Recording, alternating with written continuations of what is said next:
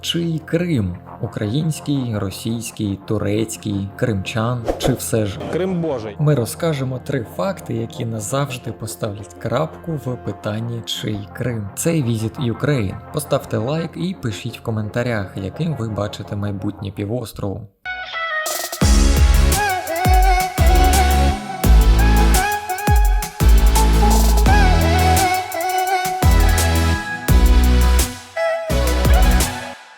Крим має багату історію, його географічне положення важливі для будь-якої країни, а природні красоти заохочують мільйони туристів щороку. З юридичної точки зору Крим український. Всі міжнародні документи це підтверджують, світові лідери наголошують на цьому, та й сам Путін говорив, це було в 2008 році.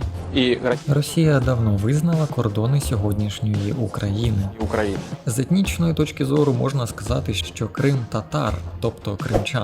За переписами 2001 року в Криму проживало 58,3% росіян, а в 1959 році взагалі майже 72%. Але це сталося після масових репресій кримських татар. Імперський та сталінський режим гнали місцевих жителів в Сибір, а росіян перевозили до Криму. Як наслідок, демографія півострову повністю змінилась. Хоча ще в кінці 18 століття кримських татар було майже 90%, як і в попередні роки. А ось росіян стає більшість лише в 1917 році. А чий же Крим, якщо поглянути історію півострову? Росіяни часто заявляють, що Крим російський, бо він дуже багато років під незаконною анексією російських правителів. Але чи дійсно вони найдовше за всіх контролювали Крим?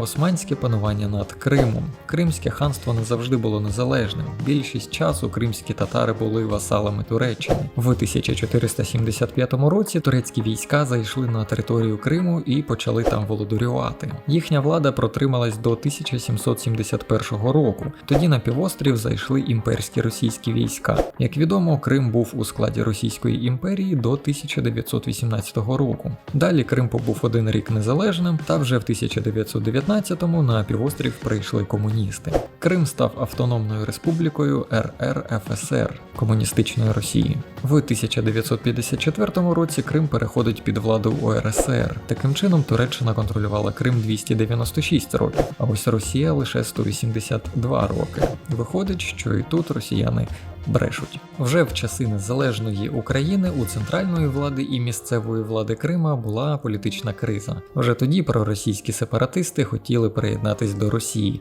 та тодішній президент Кучма цього не дозволив. Компромісом Крим отримав статус адміністративної республіки в 1995 році.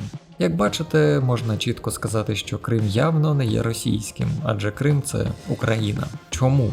Юридично півострів український. Кримські татари, які історично мали найбільше етнос, підтримують Україну, і турецький президент пан Ердоган заявив, що Крим український. Тож віримо в ЗСУ і сподіваємось, що скоро наш півострів повернеться додому. Сучасна російсько-українська війна почалась в Криму. В Криму вона має і закінчитись. Тут ролик про людей, які найбільше вплинули на українське державотворення, а тут ви дізнаєтесь про нескорений Херсон.